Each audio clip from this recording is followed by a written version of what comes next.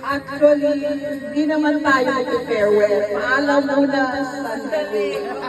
Paalam muna sandali. Okay.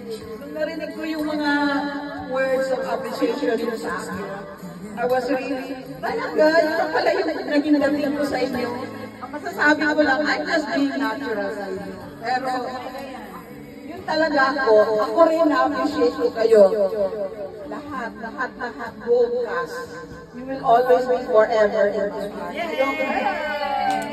Kahit anong nangyari, cash pa rin ako. Tapos, hindi ko alam kung sasabihin ko. Naiiyak na talaga ako. Kaya, paalam mo na sandali. And then, yung mga sinasabi nyo, paano ko ba sabihin sa inyo? Talagang so much appreciated ko yung mga words, yung kind words. Parang hindi ko alam na ganda pala yung impact ko sa kanila, yung makikisama ko sa kanila. Hanggang hindi pa rin ako makapagana, wala na pala ako sa AS. Tapos, opening remarks ni Frank, nung bata pa ako. Para lahat tumasa.